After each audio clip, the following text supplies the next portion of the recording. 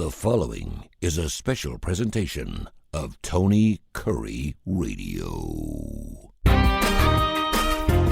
Happy New Year and welcome to another edition of Spy for Rent. He is Corey with Spy for Rent, spy4rent.com. Check them out on their website. Man, you are going to be surprised when you think about Spy for Rent, anything about private investigators, and when you start seeing all the things that you guys do, it's exhaustive is what it is. It is really, really in-depth. There's really anything that if you need some information, I think that's the information. If you need some information on something or someone, this is the way to go, spy4rent.com. Certainly give them a call, 790-3051, 790-3051. These shows run concurrently and, of course, all over Tony Kurre Radio on the TKR app. We have thousands and thousands of people who, of course, followed us and listened to their shows. We have over 100,000 listeners every week, so you can listen to these shows first run, or you can go wherever your favorite podcast, all right, including on LinkedIn or any other social media platform. You can get on there, Corey, repost stuff as well. So check out our shows. And we're doing this show here on the first day of 2025. So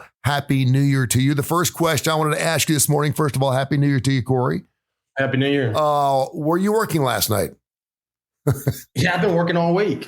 I was wondering, as a private investigator, as a PI and a spy, are New Year's Eve busy nights?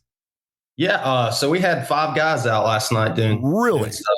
Yeah. So I mean, today, it's going to be more of a lighter day today, and we're going to do some admin stuff. But yeah, New Year's is a good time or New Year's Eve. New Year's Day, people are usually with their families. You know, it's not as much of a party day, but New Year's Eve, yeah.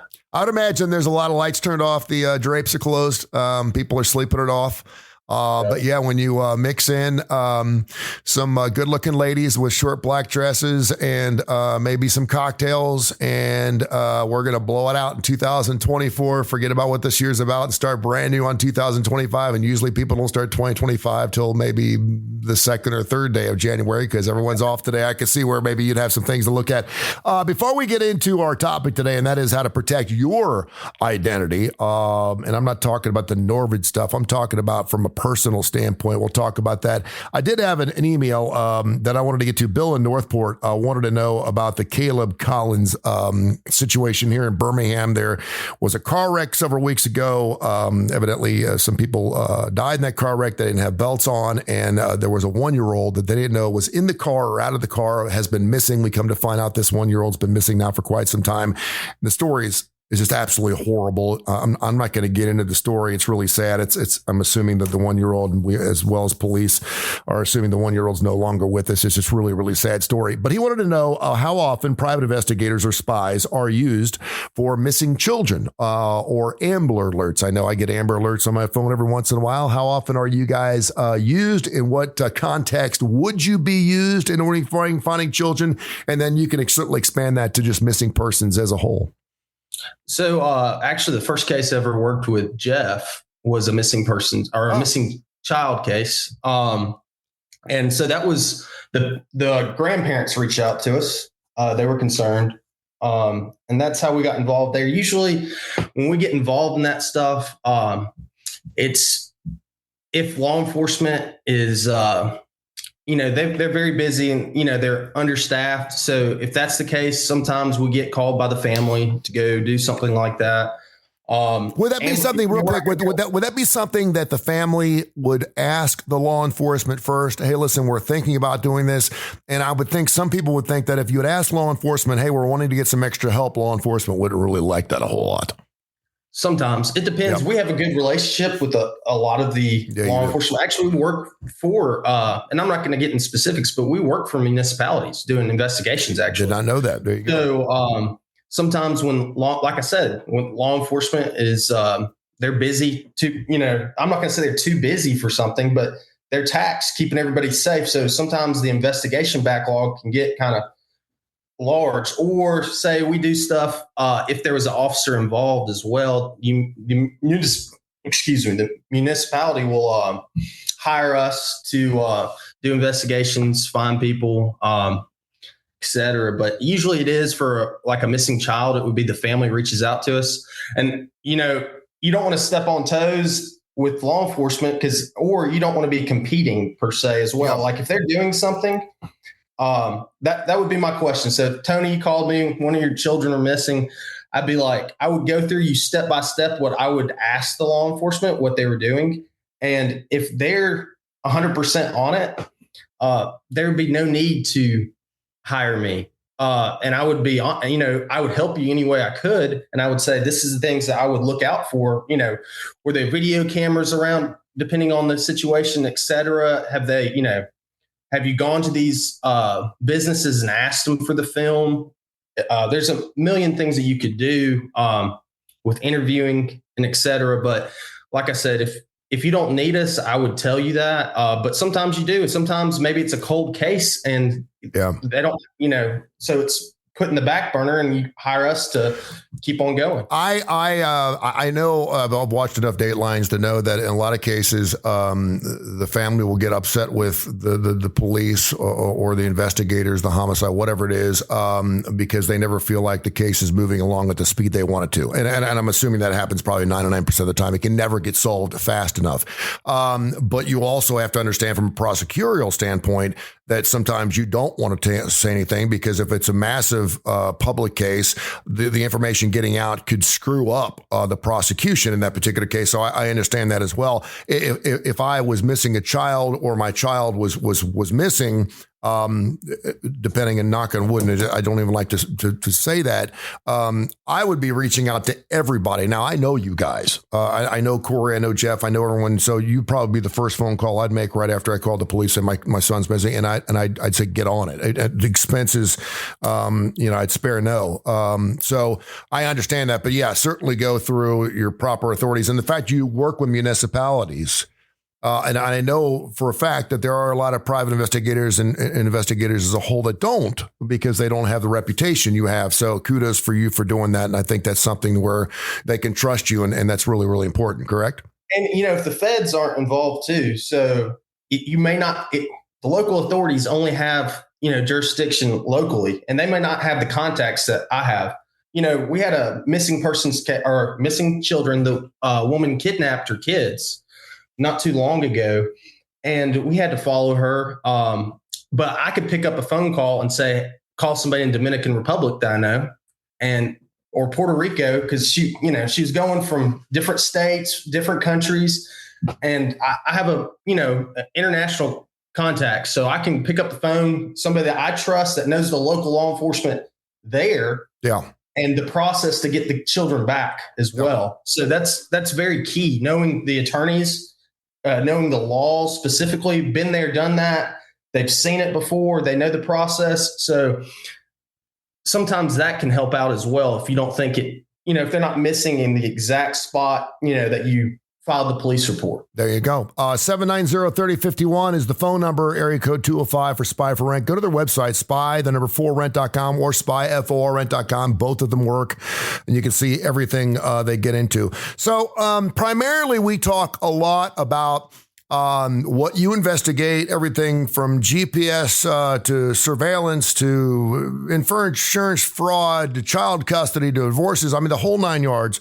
And I was thinking, since it is a new year, and I know there have been some new laws I saw that goes into effect today that 14-year-olds, maybe even 15-year-olds in the state of Florida can no longer be on social media. Which is amazing to me. And I'm not saying as a father of a 12-year-old, I'm not saying that's a bad idea. I think there's a lot of parents out there that need all the help they can get. I don't know how endorsable it is or how difficult it will be to enforce a law like this, but this is not the first of many laws. And then you throw in the fact that TikTok may not be around for much longer. That is certainly going to scatter a lot of social media users wanting to get on another platform. It's going to be really interesting. But I always think to myself, okay, what can I do to protect myself? If you've ever been in a situation where you have used a private investigator, as I have, or you've been investigated yourself, I would bet that there's a lot of people who have been spied on that don't even know it. Am I wrong there? Yeah. I mean, a lot of times it won't go to litigation. They just, you never find out. Curious. Yeah. So, and if, your attorney hired us and you didn't hire me, then you don't have to say, "Oh, I hired a private investigator," because you didn't. You know. Yep. So there's a lot of people, and that's the goal, is for them not to find out unless they need to find out. Exactly. So what would be some things, and let's start off as a new year. Let's not talk about saving money or losing weight, because everyone does that. But just overall, as a human being, knowing that all of our information is out there, social security numbers. We went through a shopping season where, you know, half my packages didn't show up because I may have gone to an eBay site or something where they got my information. Now I'm having to go backtrack and find out how to get my refunds, this, that, and the other. And a lot of people are cleaning stuff up like that because we do so much stuff online. And we actually did a show on social media and the things to post and not to post, things not to follow or to follow. What are some things right off the top of your head that would be a good way to self-protect ourselves going into 2025? So this is probably the key to your privacy. So one way is you need to check your phone and look at the location services. Okay. So a lot of apps track your locations. So there is sometimes I want to be tracked, you know, so I can prove that I was here for certain cases and whatnot. But you may not want to, just like the assassination of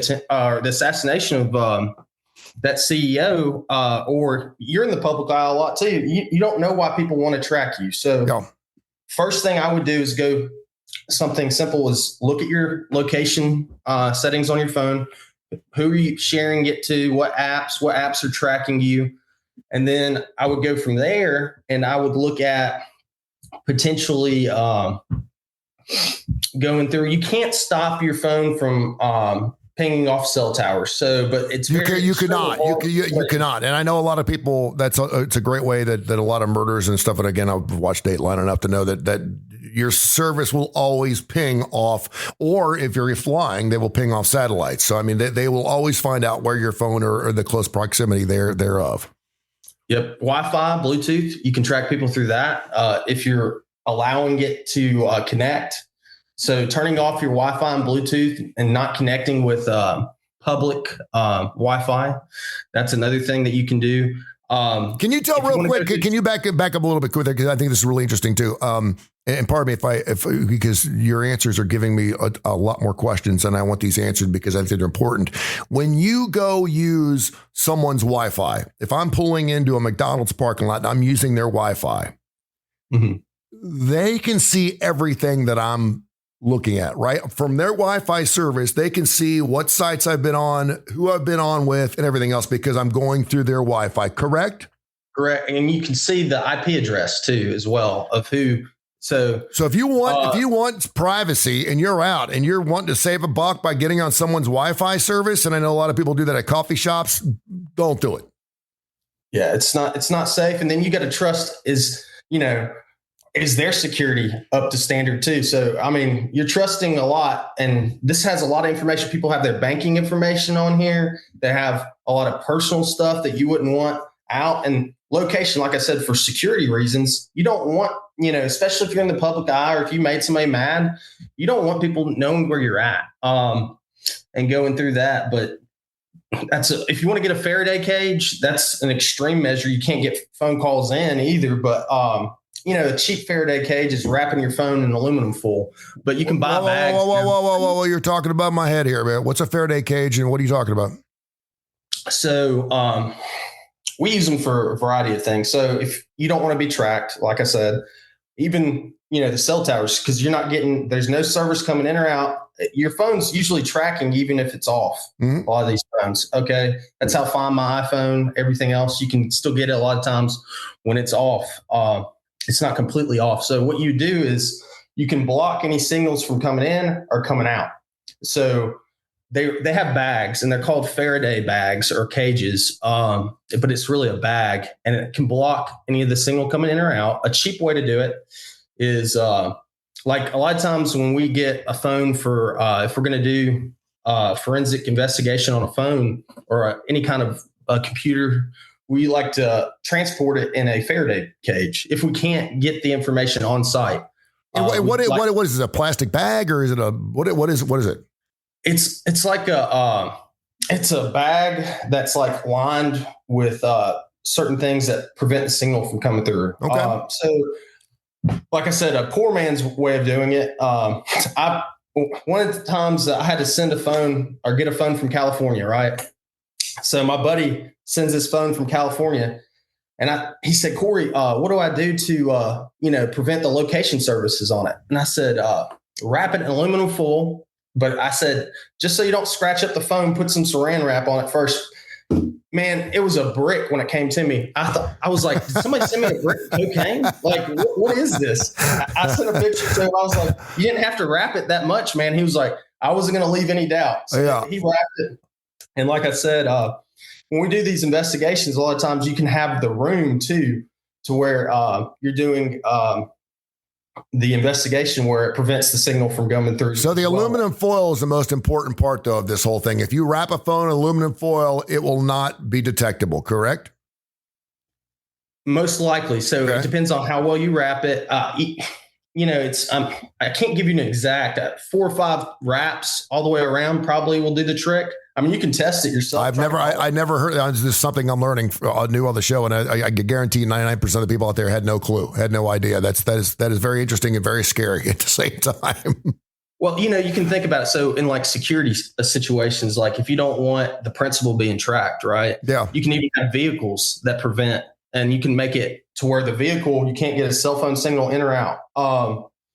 So some people will do that. That's a very expensive measure. And like I said, some of these people are so busy. You've got to be able to not be paranoid as well. So you've got to have security, but you can't sacrifice convenience where your life is no longer enjoyable. Yes.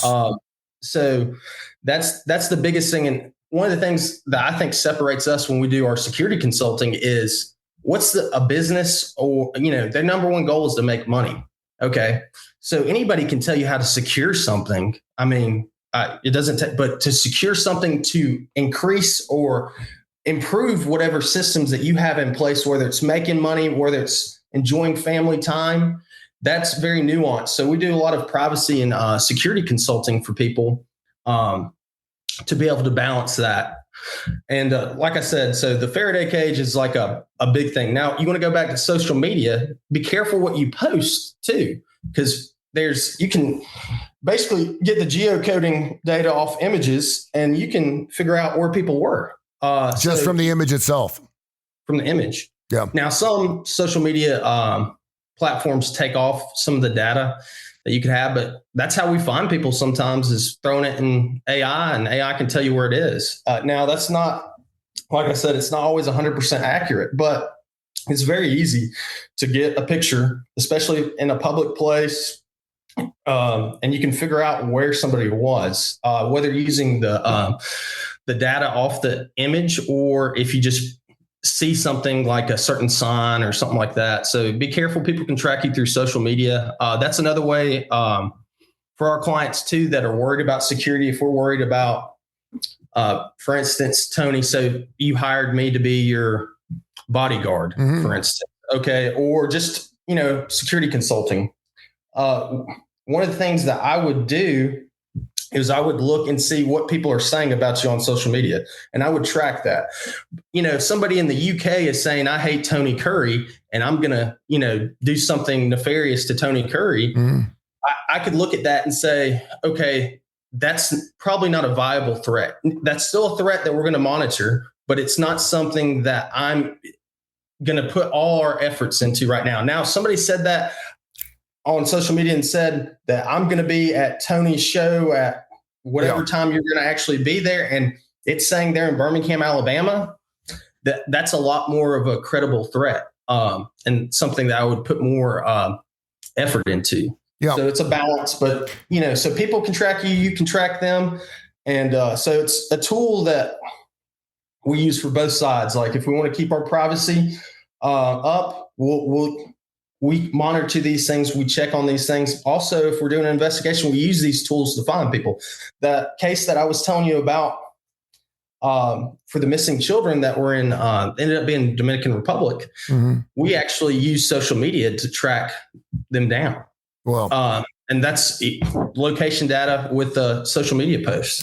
You know, a 790-3051, 790-3051 is their phone number. Just go to spy4rent, spy the number 4rent.com or spy4rent.com for all their services. His name is Kurre. We don't mention his last name. You could find it if you want. But we want to protect him as much as possible on the show too, because we talk about a lot of personal stuff. You know, when it comes to the cell phone too, I'm 58 years old. I know how to post things, get pictures, this, that, and the other. I don't know to Photoshop. I'm not, you know, my 12 and 13 year old can probably do some things on a phone that I possibly couldn't. She can make, my 12 can make her own video. But I also am very subservient of what my default measures are on my phone. You mentioned the fact that there are some things on a phone, like if you go to like a place where maybe you've gotten locked out of your phone because you can't remember your passcode, or someone's hit their passcode too many times, and that's a major pain in the butt, by the way. And they've got a way to get into your phone. Man, they're going back and forth on your settings page, back and forth. And there's like, it seems like almost every single setting, there's like 30 or 40 different things that you can click in or off of. Are there any things just from a phone standpoint that are checked off? Like, for example, you mentioned the GPS finder. You know, I always, I know a lot of children must have their phones identifiable or findable through their parents, so their parents can find out where their kids are late at night. I think that's a great idea. Most kids know how to. There's an app where you can get around that, where it looks like they know they're actually seeing it, but they're not. There's all kinds of. But is there anything that is say a default on a cell phone when you first get it that you would be surprised that it's on? Does that make sense? Yeah. So it's tracking you throughout different apps and stuff. Cause you know, for advertisements, whatever, that's your permissions. So the first thing you need to look at with your cell phone is, what are you allowing it to do? So whether that's track you, with GPS, like I said, Wi-Fi, Bluetooth, is that on? Are you allowing it to pair with other devices while you're out and about? Did you forget because you were pairing it with your AirPods or whatever, and now you just, you know, you have it to where it can pair with Joe Smo wants to give you send you an airdrop, you know? So these convenience things can sometimes be bad for privacy. And like I said, it's a balance, but I would look through your permissions on everything. So each app has different permissions as well. So you need to read when you agree to the terms. Mm-hmm. And I'm telling you, I got to here tell you, people don't do it too, because it's, I mean, I've got something on my app where, you know, it's a consent form and you have to sign off. And I was like, you don't want people to have to consent to listen to Tony Kurre Radio. It's a one-time deal. It's just for listening things. It protects everybody. But yeah, I mean, there's a lot of things on there. You need to read that stuff. You need to.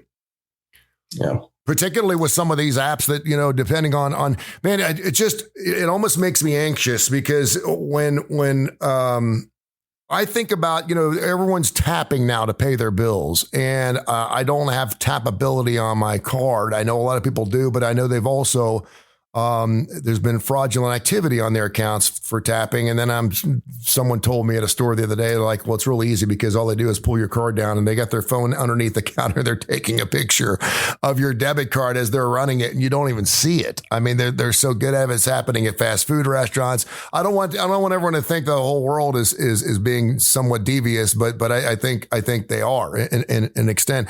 And then when you're something to do, Tony, to prevent, so nothing is 100% secure, right? Nothing.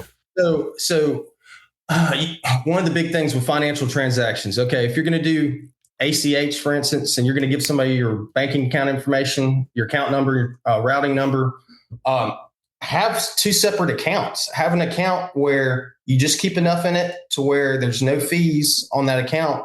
And then as soon as somebody transfers some money in to it, transfer that out into an operating account. That's one way to protect yourself. Another way is credit cards. So I used to hate paying for credit cards because it made me feel weird. You know, why am I paying, you know, for this item $2 on a credit card? Well, if you pay for it with a debit card, you might not get that money back if somebody steals it, right? That information. But a credit card, you can dispute it.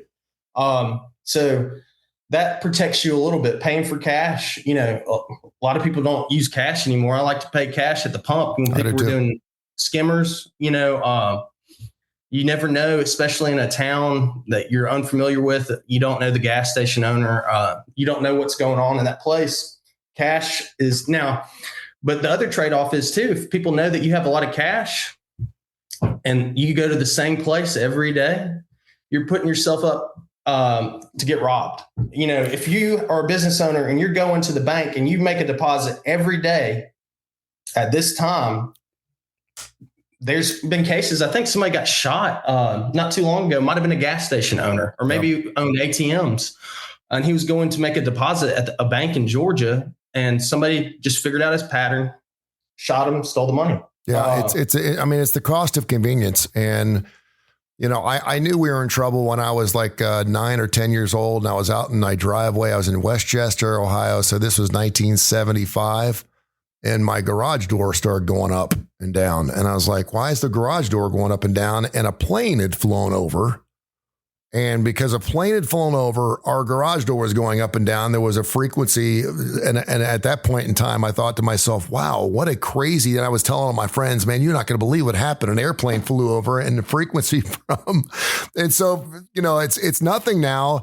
I know a lot of people got RC cars for Christmas and stuff. You can hear phone calls through different types of frequencies. You can, depending on how close someone is. We've all been in a situation where we pick up the phone and we're listening to someone else's phone call. We don't even know who the hell it is.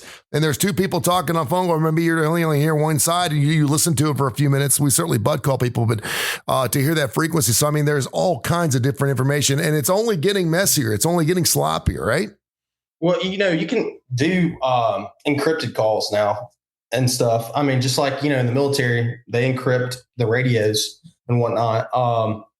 But so encryption, but when we do bug sweeps, that's one of the things that I have software that you use a frequency analyzer, spectrum analyzer, and you hook that up to the computer with the software. Some of the best software out there is Kestrel, as TSM software, but you can click on the frequency, right? And if it's a video, you can see what the video is. If it's FM radio, you can listen to it. If it's, like you said, a call or something, you're going to be able to listen to it. So there's a lot of things that you can do. And like I said, you can't get paranoid about it. I could care, the only thing that I'm concerned with, and we keep our clients' privacy. So it's a very big concern with work. But other than work, for me, I could care less because I'm an open book. But sure. And it's probably it's making your job, I wouldn't say easier, but giving you more avenues to certainly investigate when you're talking about trying to find someone. 790-3051. This is called Spy for Rent. Spy for Rent, love, lust, and life. You call it whatever you want, man. We are looking into people's personal stuff. People are looking into your stuff. We're here to protect you. And Corey's going to walk us through all those things with different show ideas. info@TonyCurryRadio.net. We already had an email this morning, info@TonyCurryRadio.net. If you've got any ideas or any questions for Corey, certainly drop it in. We only have a few minutes left here. I did want to ask you about AI. I know that is something that everyone's talking about. It's super huge. It's being used in everything. It's almost impossible now not to have some type of story with AI included in it. Can you tell me how perhaps AI is affecting our personal information that we don't even know about? Well, that's where they need information to continue to learn, right? Yeah. So that's one of the things that when you give that permission, Meta or whatever with your phones, your devices, you've got to look at what permissions you're giving them. But at the end of the day, I use AI a lot for stuff, but you just got to be very careful what you're sharing. If it's something personally identifiable information, health information, location information to protect yourself. But does it bother you at all? Every time I Google something and ask me about my location, it says, do you want to use your locator to know exactly where? Because if you're looking for a store, if I need a Petco near me, I'll put Petco near me and it will show up. But if you just search a store, then the first question comes up, do you want your locator on? That just bothers me. I mean, maybe I'm old fashioned, but I'm like, no, there's no reason why I need to know. You need to know exactly where I'm located at. You know what I'm saying? Yeah, I mean, like I said, it helps in some ways. Yeah. You know, advertising, marketing. You know, that's people want to get there, and that's why they have different virtual. People put virtual offices in places just so they can pop up in different cities. Mm-hmm. People get smarter about how people try to work the system and whatnot too for locations, but bother me not necessarily. But a lot of times you can predict what somebody's going to do next by their Google searches. Yeah. So if somebody had access to your phone or your computer and what you're searching, they could figure out what you're doing with a great probability, you know, just from what you're searching online. Just like you said, if you're going barbershop near me, well, you're probably going to go to the barbershop, right? Yeah. So really it comes down to your permissions, what you're connecting to, and making sure that nobody has access to these things, making sure your passwords are secure, changing out your passwords. There's a lot of different software now that will keep your passwords secure. And it's also, instead of writing it down somewhere or having it in a Word document on your computer, it's a lot safer with that. But you got to trust that's how secure are they. Nothing is 100% secure. So you've got to have plans for if something does happen. Insurance is big. You know, a lot of people are getting hit with different things, and they're getting extorted for money. And, you know, you just got to have a plan for it. You got to have insurance. You got to have it. It can happen to anybody. I mean, if it can happen to a president, it can happen to anybody. Right? Every time you're on, man, I'm scratching my head. I'm so happy to have you on because I feel like I've got that ace in my back pocket. I always got to find. I got Kurre's personal line. I will never give that out. But I just hearing your information, I just know there's going to be some times in my life where I'm going to need to make a phone call, and you can do it too. 790-3051, 790-3051. They're the best. I've used them a lot. People are like, you used a private investigator? Yes, I've used a PI. I've used a spy. You might be surprised at some of the wonderful things they can do, and we're a better off society and culture for having them as well. Spy for Rent, spy4rent.com, spy4rent.com. Kurre, till next week, info@TonyCurryRadio.net. Keep those email questions coming. We appreciate you, man. Thank you. Appreciate it, Tony. Happy New Year. Happy New Year, brother. This has been a special presentation of Tony Curry Radio.